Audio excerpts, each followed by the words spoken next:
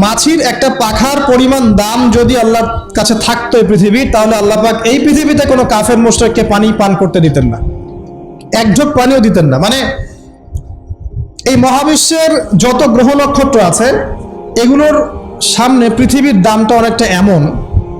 একটা উদাহরণ দিচ্ছি, সমুদ্রে গিয়েছেন কখনো?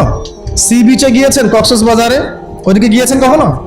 আচ্ছা, নদী তো গিয়েছেন, এই তিস্তার চরে গিয়েছেন না? মনে করেন তিস্তার চরে বিশাল চর, এই চরের মধ্যে একটা বালুর কি পরিমাণ মূল্য আছে? বালুর একটা কণার কি পরিমাণ দাম থাকতে পারে? এই পুরো মহাবিশ্বে পৃথিবীর অবস্থানটা এতটুকুই, বরং তার চেয়েও কম। পুরো মহাবিশ্বে পৃথিবীর অবস্থান এর চেয়েও কম, যতটুকু একটা বিশাল চরের মধ্যে একটা বালুর মূল্য। পুরো বিশাল সমুদ্র সৈকত, এই সমুদ্র সৈকতে একটা বালুর কোনো দাম আছে? একটা বালুর কণার? ওটা থাকলেই কি না থাকলেই কি? পৃথিবীর অবস্থানটা ঠিক এমন মহাবিশ্বে। ওই পৃথিবীতেই আমরা এখন বসবাস করছি, আর আমরা মনে করছি যে আমরা পৃথিবীতে চিরস্থায়ী হব, এই দুনিয়াটা আমাদের, এখানে যা ইচ্ছা আমরা তাই করব, এখানে পলিটিক্স করলে যা ইচ্ছা তাই করব, এখানকার অর্থনৈতিক দায়িত্ব পাইলে যা ইচ্ছা তাই করব, এখানকার সামাজিক নেতৃত্ব পাইলে যা ইচ্ছা তাই করব, হ্যাঁ, এখানকার ধর্মীয় নেতৃত্ব পাইলে যা ইচ্ছা তাই করব। আমাদের ভাবটা এখন এমন। অথচ পৃথিবীর মূল্য আল্লাহর কাছে একটা বালুর পরিমাণও না, একটা মাছির পাখার পরিমাণও না। তো আলী রাদিয়াল্লাহু আনহু একটা কথা বলতেন যে পৃথিবীতে মানুষ এমনভাবে বিচরণ করে যে মানুষ মনে করে যে পৃথিবীতে সে ছাড়া আর কিছুই নাই, আর পৃথিবী থেকে মানুষ এমনভাবে চলে যায় যে মনে হয় পৃথিবীতে সে কখনো ছিলই না। এটা আলী ইবনে আবি তালেব রাদিয়াল্লাহু আনহুর কথা। কত গভীর কথা, চিন্তা করছেন? পৃথিবীতে যখন মানুষ বসবাস করে তখন মানুষের কাছে মনে হয় যে দুনিয়াটা আমাদেরই, দুনিয়াতে আমরা ছাড়া কিচ্ছু নাই, সবকিছু আমাদের, এই দুনিয়ার মালিক আমরাই। মুখে হয়তো বলে যে আল্লাহ বলে একজন আছে, কাজে কিন্তু আসলে মানে না, কাজে কিন্তু আসলে মানুষ এটা স্বীকার করে না। কার্যত স্বীকার করলে কি মানুষ আল্লাহর হালালকে হারাম করতে পারতো? আল্লাহর হারামকে হালাল করতে পারতো? একজনকে দেখলাম বলছে যে মেয়েদের ড্রেস কতটুকু লম্বা হবে, কতটুকু খাটো হবে, ঢিলেঢালা হবে কিনা, শালীন হবে কিনা, এইসব নিয়ে কথাবার্তা বলার সময় নাই এখন। এখন যুগটা এগিয়ে যাওয়ার। তো যুগটা কি নগ্ন হয়ে এগিয়ে যাব? এই যুগে কি নগ্ন হয়ে এগিয়ে যাব? তো এই যে আল্লাহ পাকের বিধানের 5 পয়সা পরোয়া নাই। আল্লাহ পাক যেখানে বলছেন সূরা আহজাবে যে মেয়েদেরকে বলো হে নবী, তারা যখন বাড়ি থেকে বের হবে তারা যেন জিলবাব দিয়ে তাদের কাপড়টা, দেহটাকে ঢেকে নেয়। তো আল্লাহ পাকের এই আদেশের কি দাম আছে ওর কাছে? 5 পয়সা দাম আছে? আল্লাহ পাক বলছেন সুদ খেও না, যদি সুদ খাও তাহলে আল্লাহ এবং তার রাসূলের সাথে যুদ্ধের ঘোষণা শুনে রাখো। কোনো দাম আছে আল্লাহর কথা? সুদ না খেলে এই যুগে চলে? চুরি করো না, ডাকাতি করো না, জেনা করো না, আল্লাহ পাক বলছেন। দেধার্স এগুলো আমরা করছি এবং এগুলোকে স্বাভাবিকভাবে মেনে নিয়েছি, যেটা হয়। প্রত্যেকদিন খবরের কাগজ খুলবেন, দেখবেন ধর্ষণের খবর পাওয়া যাচ্ছে, পরকীয়ার খবর পাওয়া যাচ্ছে। গতকালকে একটা নিউজ দেখেছি যে মায়ের পরকীয়া দেখে ফেলায় মেয়েকে মা হত্যা করেছে। মায়ের পরকীয়া দেখে ফেলায় মেয়েকে মা শ্বাসরোধ করে হত্যা করেছে। আর কয়েকদিন আগে দেখলেন তো যে মাকে ছেলে আবার গুলি করে হত্যা করল। তা বলেন কোন পৃথিবীতে বসবাস করছেন? ওয়াল আসরি দিয়ে আমি আপনাকে কি বুঝাবো? সময়ের কসম, এটার ব্যাখ্যা আমি কি করব আর আপনাকে কি বুঝাবো? এই হচ্ছে বর্তমান প্রেক্ষাপট। তো দেখুন আল্লাহ পাক সময়ের কসম করে বলছেন, যুগের পর যুগ তাকিয়ে দেখেন, যারাই আল্লাহ এবং তার রাসূলের বিধানের পরোয়া করে নাই, আল্লাহ পাক কাউকে এই পৃথিবীতে টিকতে দেননি। শুধু একটা সময় দিয়েছেন, কাউকে 100 বছর, কাউকে 1000 বছর, কাউকে 500 বছর, কাউকে 700 বছর। একদিন না একদিন আল্লাহ পাক এদেরকে ধ্বংস করে দিয়েছে। নূহ আলাইহিস সালামের পরে আসেন আদ জাতি। আদ জাতির লোকেরা অনেক লম্বা ছিল, ওই যে ওই গাছের চেয়েও লম্বা হবে। তাল গাছগুলো দেখেছেন? তাল গাছ, নারকেল গাছ, এর চাইতেও বড় বড় ছিল ওরা ফিজিক্যালি। বিশ্বাস হয় না? এমনও মানুষ ছিল পৃথিবীতে, আমরা তো এখন ছোট, লম্বা চওড়া মানুষ ছিল পৃথিবীতে, এবং তারা ছিল আদ এবং সামুদ জাতি। তারা একটা কথা বলতো যে মান আশাদ্দু মিন্না কুওয়া, আমাদের চেয়ে শক্তিশালী আর কে আছে? যে তারা কি জানে না যে আল্লাহ তাদেরকে সৃষ্টি করেছেন তিনি তার চেয়ে বেশি শক্তিশালী? তো এরা বলতো যে আমাদের চেয়ে শক্তিশালী কে আছে? পাহাড় কেটে কেটে বাড়ি নির্মাণ করত, সৌধ নির্মাণ করত। যখন কাউকে মারতো, ওয়াইদা বাতাসতুম জাব্বারিন, কাউকে পিটাইলে খুব পিটাইতো। মানে খুব উদ্ধত অহংকারী ছিল। হুদ আলাইহিস সালাম এবং সালেহ আলাইহিস সালাম তাদের নবী ছিলেন। আল্লাহ পাক নির্দিষ্ট সময় দিয়েছেন, একদিন ধ্বংস করে দিয়েছেন। বিশাল দেহের এই মানুষগুলোকে আল্লাহ পাক ধ্বংস করেছেন ঝড় দিয়ে, বাতাস দিয়ে। বাতাসে এমন ভাবে উপরে দিয়েছেন যেন খেজুর গাছের ডাল উপরে পড়ে গেলে যেমন ভাবে পড়ে থাকে, এরা সেভাবেই পৃথিবীতে পড়েছিল। শেষ, সমস্ত দম্ভ অহংকার সব শেষ, চূর্ণ বিচূর্ণ। সামুদ জাতির একই অবস্থা, আকাশ থেকে বজ্রপাত, এই যে বিজলি যেটা বলি আমরা, প্রচন্ড বজ্রনিনাদ শব্দে একদিনে শেষ। এটা কোন যুগে আছেন? এটা আইয়ামে জাহিলিয়াত চলছে এখন। আমরা মক্কাকে আইয়ামে জাহিলিয়াত মনে করেন? মক্কার জাহিলিয়াতের চেয়ে 1000 গুণ বেশি জাহিলিয়াত এখনকার বিশ্বে আছে।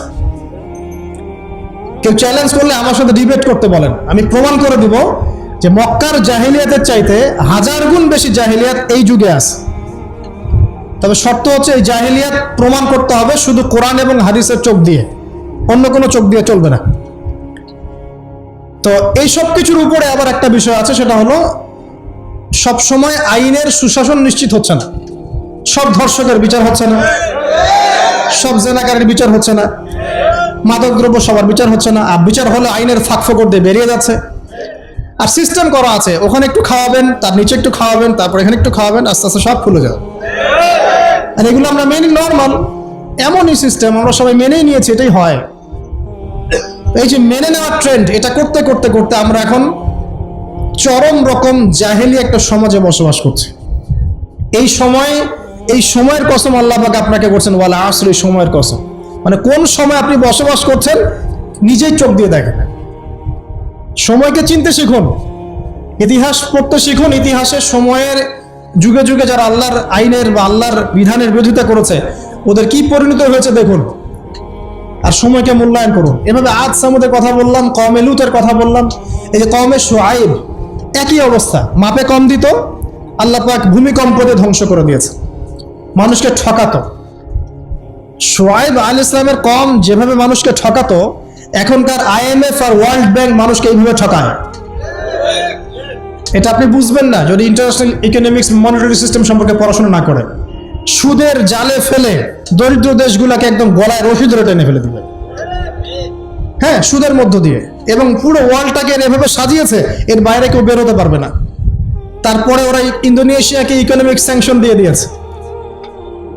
ইন্দোনেশিয়া আস্তে একটা ভালো অবস্থান থেকে হঠাৎ করে ধাপ করে পড়ে গিয়েছে। যখন টার্কি এখান থেকে বের হওয়ার চেষ্টা করেছে, ওকে স্যাংশন দিয়ে দিয়েছে। ভেনিজুয়েলা যখন বের হওয়ার চেষ্টা করেছে, ওকে স্যাংশন দিয়ে দিয়েছে।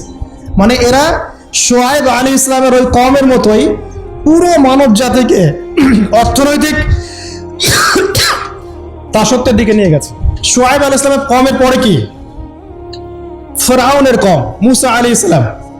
ফিরআউন ছিল বিশ্বের সবচেয়ে প্রতাপশালী নেতা, যে নিজেকে এক পর্যায়ে বলেছিল যে আনা রব্বুকুমুল আ'লা, আমি তোমাদের মহান রব, তাই না? সে বলেছিল যে আমি তোমাদের জন্য যা ভালো মনে করি আমি তাই করি, এবং আমি তোমাদেরকে সরল পথ দেখাই। এটা ফিরআউনের স্টেটমেন্ট, এটাও কিন্তু ফিরআউনের স্টেটমেন্ট। তো সে নিজেকে এক পর্যায়ে রব দাবি করে, এবং আল্লাহ পাক তাকে ক্ষমতা দিয়েছিলেন, দীর্ঘ হায়াত দিয়েছিলেন, ওকে জুলুমের ক্ষেত্রে আল্লাহ পাক অবকাশ ছাড় দিয়েছিলেন। এক পর্যায়ে সে মনে করলো যে তাকে ধরার কেউ নাই। আল্লাহ রাব্বুল আলামিন একটা সুযোগের অপেক্ষা, সেটা হলো মুসা আলাইহিস সালামকে ধাওয়া করছে ফেরাউন এবং তার দলবল, লোহিত সাগরের কাছে আসলো। ফেরাউন এদিকে দাঁড়িয়ে আছে, মুসা আলাইহিস সালাম এবং তার সাথীরা পার হয়ে গেল। ফেরাউনও পার হতে গিয়ে আল্লাহ পাক সবাইকে সদল বলে ডুবিয়ে দিলেন। একদিনের ব্যাপার। আল্লাহ পাক ওয়ালা আসরি, সময়ের কসম করে এদিকে আমাদেরকে তাকাতে বলছেন। ইতিহাস ঘেটে দেখো, ফেরাউনের মতো বড় যারা স্বৈরাচারী ছিল তারাও টিকতে পারে না, পেরেছে? পারে না। নমরুদের কথা আপনারা জানেন, বিশাল প্রতাপশালী, তাকে আল্লাহ পাক লম্বা হায়াত দিয়েছিলেন। ইব্রাহিম আলাইহিস সালামকে কত পরীক্ষায় না ফেললো, আগুনে পর্যন্ত ফেলেছে। ইব্রাহিম আলাইহিস সালাম বলেছেন হাসবি আল্লাহ ওয়া নি'মাল ওয়াকিল, হাসবি আল্লাহ ওয়া নি'মাল ওয়াকিল, নি'মাল মাওলা ওয়া নি'মান নাসির। আল্লাহ রাব্বুল আলামিন ইব্রাহিম আলাইহিস সালামকে বিজয় দিলেন ও নমরুদকে আল্লাহ পাক ধ্বংস করে দিলেন। কোথায় যাবেন? ঈসা আলাইহিস সালামের কওমে আসেন। যারা ঈসা আলাইহিস সালামকে মেনে নিয়েছে নাজাত পেয়েছে, যারা মেনে নেয় নাই কিয়ামত পর্যন্ত আল্লাহ পাক ওদেরকে লানত করে রেখে দিয়েছে। একটা বিষয়ের দিকে ফোকাস করেন, সময়ের কসম বলতে আল্লাহ পাক আপনাকে বর্তমান সময়টাকে চিন্তা করতে শেখাচ্ছেন। কারণ আপনি আমি যে সময় আছি সে সময় নিয়ে ভাবতে হবে। 1 2 সময়কে মূল্যায়ন করতে হবে। 3 অতীতের সময়গুলোর দিকেও তাকাতে হবে যে অতীতে কখন কার কি পরিণত হয়েছে, কি কারণে হয়েছে। এখান থেকে শিক্ষা নিয়ে সামনের দিকে পথ চলতে হবে। আর সামনের সময় কেমন? সামনের সময় আরো ভয়ঙ্কর। যত দিন যাবে কিয়ামতের যে আলামতগুলো বাকি আছে সেগুলো আস্তে আস্তে চোখের সামনে দেখা যাবে। 10টা বড় বড় আলামত এখনো দেখা যাচ্ছে না, বাকি ছোট ছোট যত আলামত আছে তার 100টার মধ্যে 99টাই দেখা যাচ্ছে। সামনের সময় কেমন বলছিলাম যে 10টা বড় বড় সাইন দেখা যাচ্ছে না, বাকি 100টার মধ্যে 99টাই দেখা যায়। কি কি দেখা যাচ্ছে কয়েকটা বলি। উঁচু উঁচু বিল্ডিং দেখা যায়, উঁচু উঁচু বিল্ডিং এর প্রতিযোগিতা দেখা যায়। সমাজের নিম্ন শ্রেণীর মানুষ, রাখাল শ্রেণীর মানুষ উঁচু উঁচু অট্টালিকা নির্মাণের প্রতিযোগিতা করছে দেখা যায়। সমাজের ম্যাক্সিমাম মানুষ এখন সুদ খাচ্ছে দেখা যাচ্ছে। ছেলেরা মেয়েদের পোশাক পরছে, মেয়েরা ছেলেদের পোশাক পরছে দেখা যায়। আচ্ছা, সমাজে মেয়েদের সংখ্যা বাড়ছে, ছেলেদের সংখ্যা কমছে দেখা যাচ্ছে। বেশি থেকে বেশি আল্লাহ পাকের গজব আসছে, আসমানি গজব, জমিনের বালা, বন্যা বলেন, ভূমিধস বলেন, ভূমিকম্প বলেন, জলোচ্ছ্বাস বলেন, দিন দিন বাড়ছে না কমছে? বাড়ছে। মুসলিমদের উপর অমুসলিমদের অত্যাচার বাড়ছে না কমছে? মুসলিম উম্মার বিভক্তি বাড়ছে না কমছে? বাড়ছে। মানুষ আলেম, বড় বড় ওলামায়ে কেরাম যারা আছে তাদের ইন্তেকাল বেশি হচ্ছে না কম হচ্ছে? ওলামায়ে কেরাম যারা বড় বড় আলেম ওলামা তারা আস্তে আস্তে চলে যাচ্ছেন না? মানুষ অনেক জাহেলকে আলেম মনে করছে না?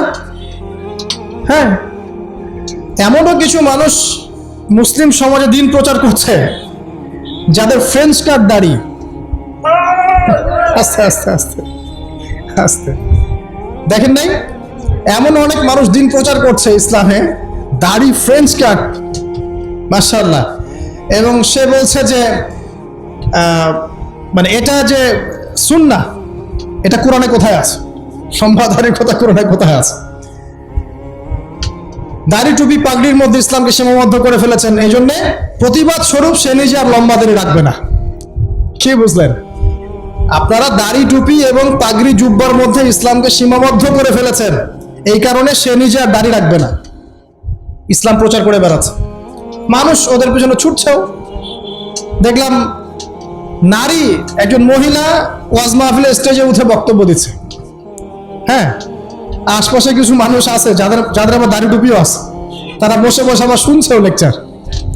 হ্যাঁ, তো এই যে সাইন যে আলেমদের মৃত্যু হবে, জাহেলদেরকে মানুষ আলেম মনে করবে, মেয়েদের সংখ্যা বাড়বে, ছেলেদের সংখ্যা কমবে, ছেলেরা মেয়েদের পোশাক পরবে, মেয়েরা ছেলেদের পোশাক পরবে, এগুলো দেখতে পাচ্ছেন না? দেখতে পাচ্ছেন। সময় সংক্ষিপ্ত হয়ে আসছে না? নবীজি বলেছেন একটা বছর চলে যাবে একটা কিসের মতো? মাসের মতো। মাস যাবে সপ্তাহের মতো, সপ্তাহ যাবে একটা দিনের মতো। সময়ের বরকত কমছে না? কমছে। হঠাৎ মৃত্যু বাড়ছে না মানুষের? হঠাৎ মৃত্যু যাচ্ছে, অ্যাক্সিডেন্ট, মরে গেল।